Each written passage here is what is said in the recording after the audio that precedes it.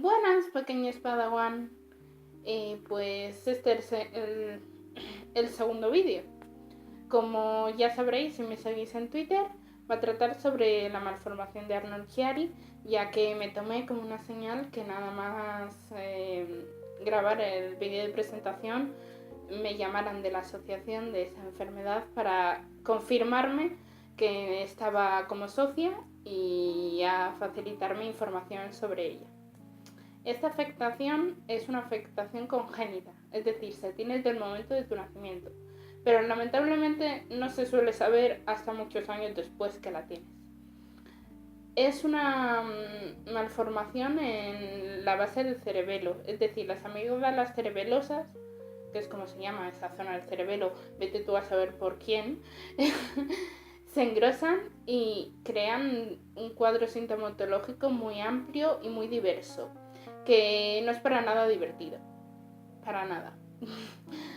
Hablamos de que los síntomas varían entre cefaleas occipitales, es decir, en la base del cráneo, hasta pérdidas de memoria a corto plazo, desorientación, vértigos, desmayos y cosas que realmente sí producen un problema crónico y real.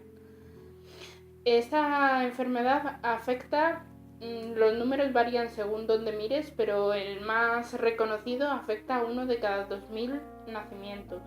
Es decir, que 1 de cada 2000 personas está afectada por esta enfermedad. Sin embargo, recientemente se está considerando la posibilidad de revisar estos números debido a que gracias a las pruebas radiológicas existentes se están descubriendo muchos más casos.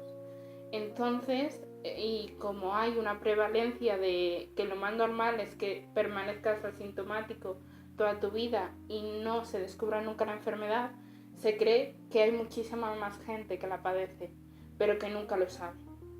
También hay otra teoría que dice que puede ser el motivo de que haya tantas muertes súbitas en el deporte, ya que se nos prohíbe terminantemente hacer deporte precisamente por ese motivo, porque nos puede dar muerte súbita. Y además de eso hay una prevalencia mayor en personas nacidas con cromosomas XX.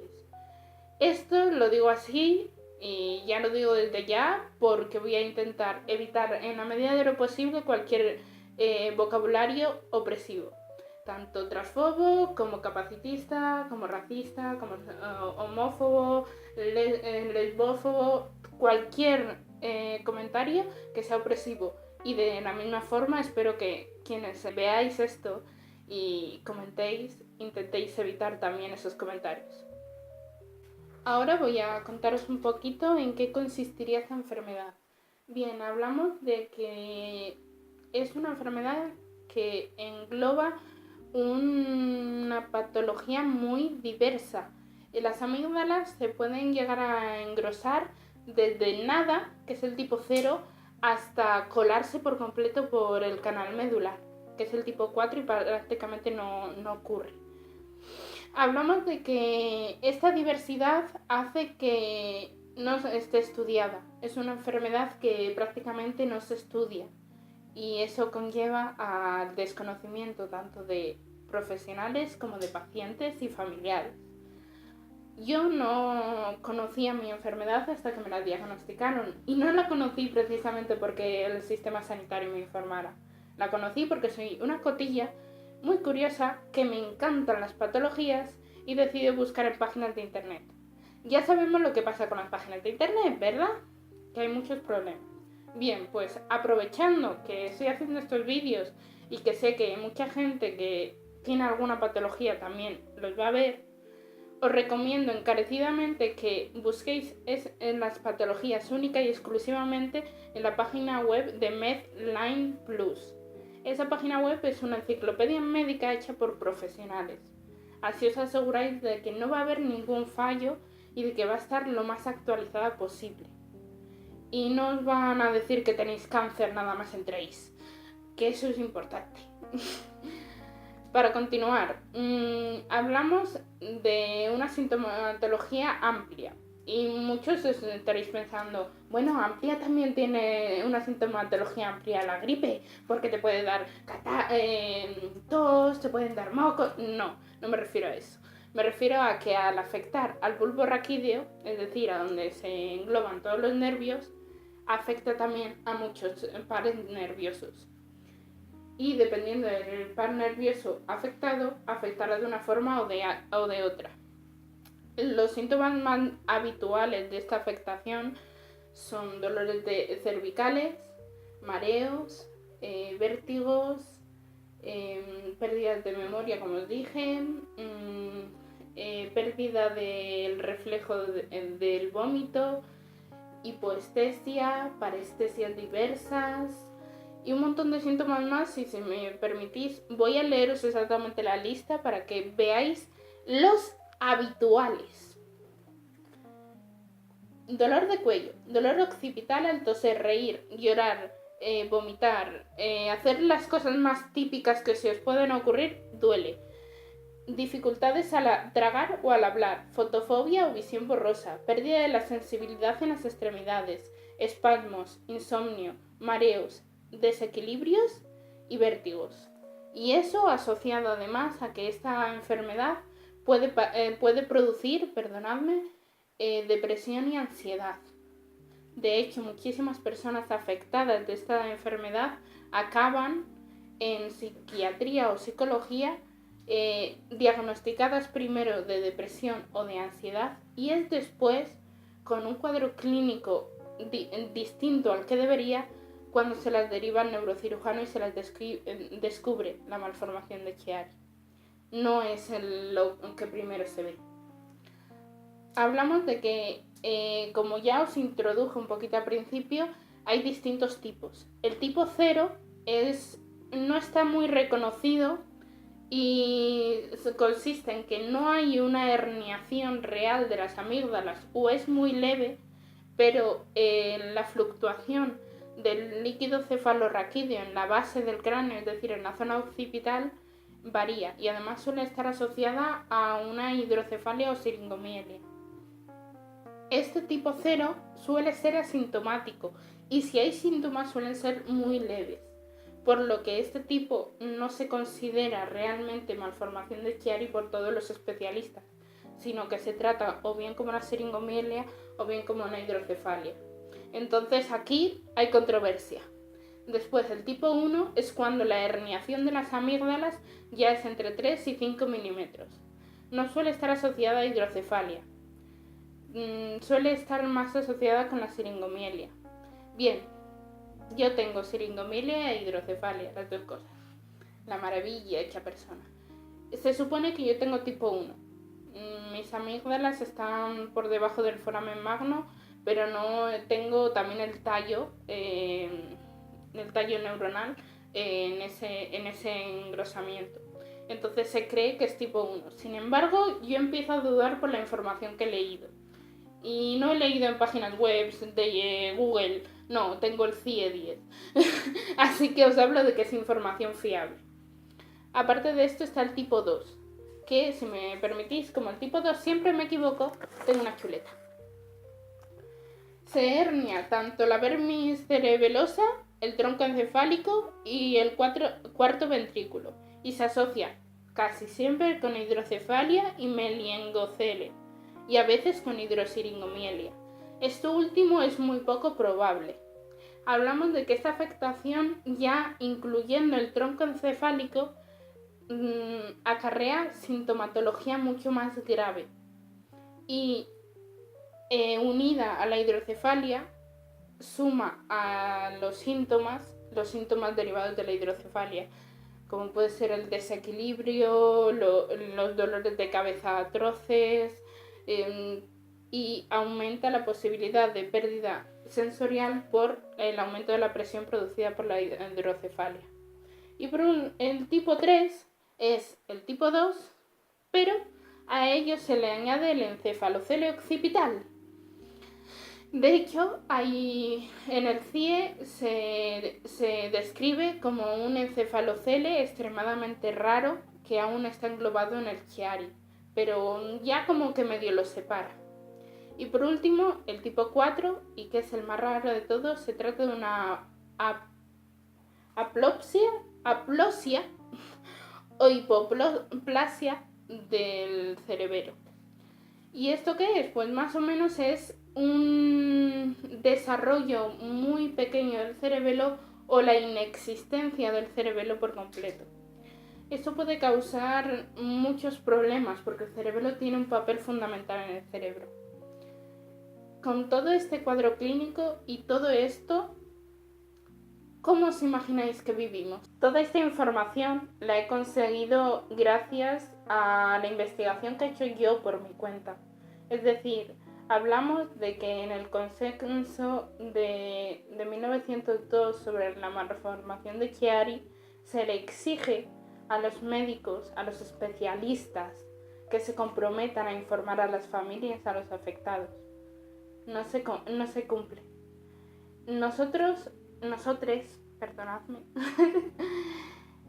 tenemos que investigar lo que es nuestra afectación, porque no se nos explica. Claro que sí, se nos dice, pues mira, tienes una cosa muy rara en el cerebelo que te va a provocar muchos síntomas y tienes que controlarlos y es muy probable que pierdas la sensibilidad de alguna de tus extremidades. Eso es todo lo que se te dice, no se te dice por qué, no se te dice los motivos, no se te dicen los posibles tratamientos que puedas tener. El tratamiento solo se ve en el momento en el que aparecen los síntomas neuropáticos. Cuando empiezas a perder la sensibilidad de los brazos, la fuerza de los brazos o la fuerza de las piernas o la sensibilidad de las piernas, es cuando se habla de tratamientos. Y esos tratamientos, casi siempre, lo principal es la cirugía de corrección de esas amígdalas. La cuestión, no todos tenemos la misma afectación. No todas las personas afectadas por Chiari necesitamos una cirugía igual. Por ejemplo, yo ahora que estoy en el grupo de personas que tienen la misma enfermedad que yo, me encuentro con que la misma operación se ha hecho para todos de forma distinta. A mí, por ejemplo, cuando me abrieron, vieron que el atlas, la primera vértebra, se había calcificado de más y había creado una especie de espina que se me clavaba en el cerebelo, y ese era el problema, porque a la herniación de las amígdalas se había sumado un pincho que se clavaba en las amígdalas. Y yo cada vez que me reía era como si un cuchillo me atravesara el cerebro. Y de hecho, mis amigues lo saben, yo tenía que levantar el puño izquierdo para aliviar un poco la presión que tenía en esa zona cuando me reía. Que ya veis lo que me río yo, que solo he hecho 2 vídeos y ya todos los comentarios en el primer vídeo han sido joder, cómo me gusta tu risa y cosas así. Yo soy una persona que me río mucho y lloro mucho también. Imaginad la cantidad de problemas que eso me ha traído con mi enfermedad, porque lamentablemente produce muchos síntomas el reírse mucho, llorar mucho, tener estreñimiento, y esto no es coña, tengo prohibido tener estreñimiento. Y por todas estas razones, en el consenso se pide a los especialistas que haya un tratamiento interdisciplinar, es decir, que te trate el neurocirujano, por supuesto, es su especialidad, pero que también abogue porque tengas tratamiento fisioterapéutico, que tengas un tratamiento de terapia conductual y también para que tengas tratamiento psiquiátrico para esa depresión o ansiedad posibles derivadas de la enfermedad. Yo tengo ansiedad patológica, derivada no solo de mi enfermedad, sino de que yo sufrí casi 10 años de bullying y no he tenido una infancia muy fácil. Y tengo ansiedad derivada en parte de eso y derivada también de que, imaginaos, una chica de 16 años como tenía yo cuando me diagnosticaron esto, que la dicen que ya no va a poder hacer absolutamente ningún esfuerzo físico, que tiene que tener cuidado incluso cuando se pone mala de catarro, de no toser, de no estornudar, de no hacer esfuerzo ni coger peso, de que no puedo tender la ropa yo sola porque no puedo mover el tendero ni las cosas de la ropa. Cosas cotidianas que vosotros podéis y veis como algo totalmente normal, que no os gasta ningún tipo de esfuerzo, a mí me supone dolor. Y os lo digo así de claro porque muchas veces cuando explico mi enfermedad dicen, bueno, tampoco es para tanto. No es para tanto si lo ves desde la perspectiva de una persona sana, de una persona que no tiene que vivir con ello. Por todos estos motivos, el acuerdo al que se llegó fue que, y esto sí que os lo voy a leer literal tal cual pone en el consenso, el tratamiento psicológico de las personas con Chiari se centra en conocer la realidad de los síntomas del paciente y las limitaciones asociadas a la enfermedad, proporcionar al paciente y a su familia la educación necesaria sobre la enfermedad, tratar los posibles trastornos por depresión y ansiedad derivados de la patología y ayudar a superar las limitaciones tanto laborales como personales derivadas de la enfermedad para poder tener una autoestima mejor, porque siendo un adolescente, que es cuando te suelen encontrar la enfermedad por casualidad, te dicen que ya no puedes hacer las cosas de forma normal. Y eso es muy duro de llevar. Y lo sabrá todas las personas que tengan algún tipo de diversidad funcional, neurodivergencia o cualquier tipo de problema de este estilo. No es fácil que te digan, pues mira, ya no vas a poder hacer esto. ¿Por qué? No se puede tener estos documentos que a mí me ha facilitado la Asociación de Arnold Chiari en los hospitales, al alcance de cualquier neurocirujano que vaya a diagnosticar un Chiari. ¿Por qué no cuando te llega a la consulta un enferme, de Chiari, por qué no se le dice, mira, toma, esto es tu enfermedad, léetelo si quieres, si no, no lo leas? ¿Y por qué no te comprometes tú como profesional a leerte eso a la hora de tratar a una persona que sabes que tiene Chiari? Porque os hablo de que yo he ido a muchísimos neurocirujanos. A mí me han tratado muchísimos neurocirujanos. Y muy pocos se han molestado en entender lo que es mi enfermedad antes de tratarme y de juzgarme. Y a eso le sumamos que cuando vas a solicitar la minusvalía, quien te trata ni siquiera sabe de la existencia del Chiari. Es a partir de tu visita cuando la descubre. Y es muy duro no saber cómo va a evolucionar tu enfermedad y que no tengas el apoyo de absolutamente ninguna institución que te asegure que vas a tener una tranquilidad. Porque eso es otra cosa. En el consenso se pide explícitamente a los médicos que lo más importante es que hablen con nosotros y que nos pregunten por nuestra sintomatología, porque al ser una enfermedad tan poco estudiada, hablamos de que muchísimas de las cosas no van a ser iguales según quién seas. ¿Por qué no se hace? Y esta pequeña bolita de pelo que me está arañando y mordiendo y todo lo que ella quiere es Ira, que me pidió algunas personitas que la presentara. Así que la presento. Y bueno, despedir el vídeo y ya decidiréis qué queréis que sea el siguiente.